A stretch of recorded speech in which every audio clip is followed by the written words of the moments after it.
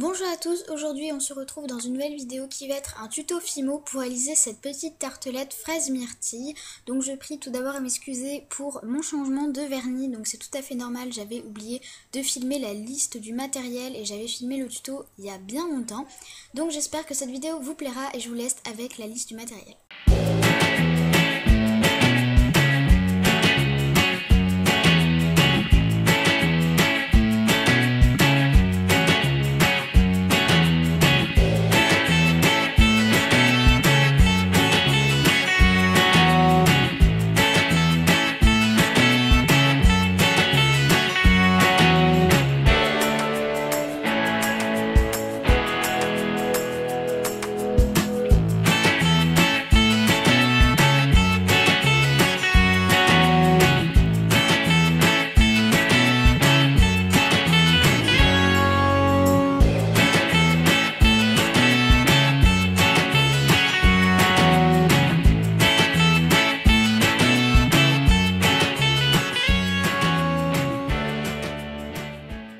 Donc pour commencer, vous allez prendre votre moule et une boule de pâte Sahara que vous allez mettre dans le moule.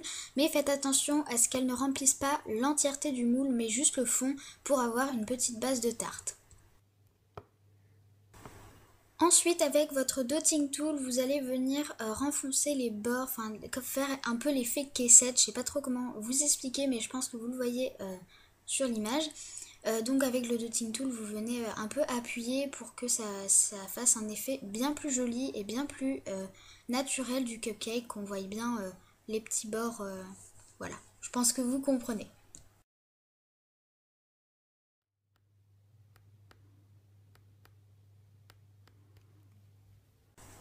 Ensuite, vous le démoulez, donc pour ça, voilà, je vous explique même pas comment on fait, c'est tout simple. Et une fois que vous l'avez démoulé, vous pouvez le remettre un peu en forme si nécessaire et on va passer à l'effet cuit.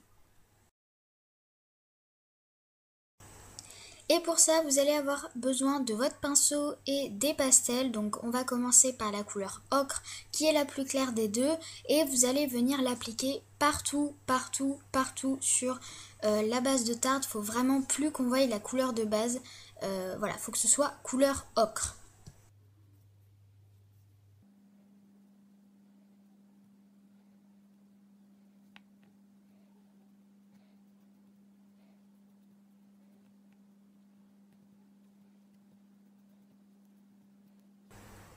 Bien sûr, n'ayez pas peur, on ne va pas garder la base de tarte entièrement jaune, on va venir y ajouter la couleur terre de sel brûlé, plus légèrement bien sûr, pour pas se retrouver avec une base complètement marron. Donc vous allez venir en prendre et en mettre un petit peu à quelques endroits, pas partout, mais vous allez un peu voilà, fondre les couleurs entre elles.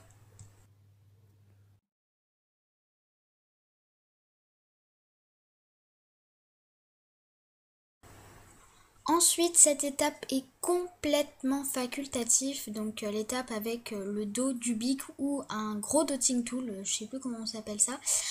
Bref, c'est tout simplement pour avoir moins l'effet de volume quand on va y mettre les fruits. Après, c'est vraiment comme vous voulez, si ça vous dérange pas d'avoir une grosse épaisseur en plus qui dépasse de la tarte en fait. Moi, je trouvais ça beaucoup plus naturel et plus réaliste surtout d'avoir les fruits un peu moins surélevés.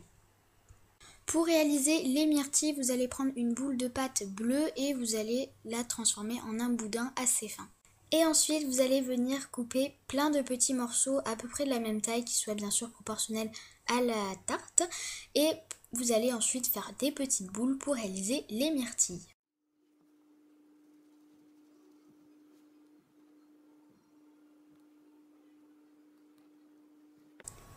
Pour colorer les myrtilles, une fois que vous les avez toutes transformées en petites boulettes, il vous suffit de prendre un pastel blanc. Donc, désolée, je l'ai oublié dans la liste du matériel, ça m'arrive très souvent. Et vous allez venir saupoudrer comme si vous mettez du sucre glace sur un gâteau ou sur une gaufre, je sais pas. Et ça va donner un petit effet que je trouve très très sympa.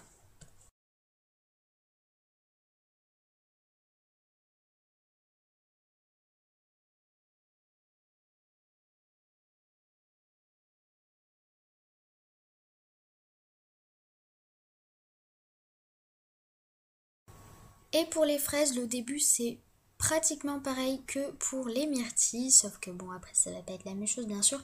Donc vous allez faire une boule de pâte rouge, un boudin, et une fois que vous allez avoir le boudin pas trop fin non plus, il faut que ce soit plus épais. Enfin après c'est pas grave hein. Et vous allez couper des petits bouts, donc toujours de la même taille, mais plus gros que les myrtilles, pour avoir des fraises forcément plus grosses que les myrtilles.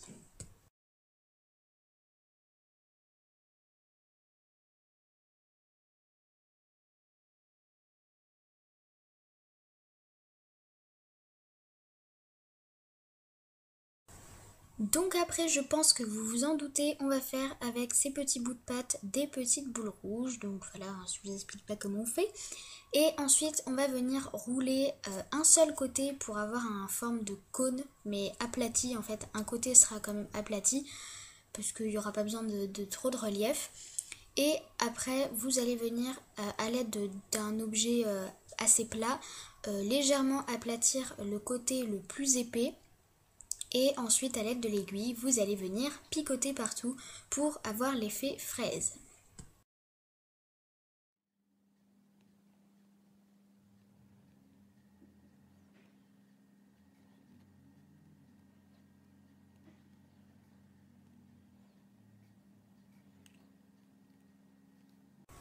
Donc une des toutes dernières étapes, c'est de placer les fruits sur la tarte, bien évidemment, hein, je pense que ça vous y attendez. Et pour les fraises, donc j'ai commencé par les fraises et je les ai placées en rond, on va dire. Bon, ça a donné une étoile, mais à la base je voulais faire un rond, mais c'est une étoile. Bref, j'en ai fait 5 et maintenant je vais venir placer les myrtilles sur tout le reste qui est de la place qui reste, tout simplement. Donc ça c'est à vous de voir comment vous voulez les placer, si vous voulez en mettre plus, moins, si vous mettez plus de fraises, moins de fraises. Ça, c'est à vous, mais complètement, de choisir.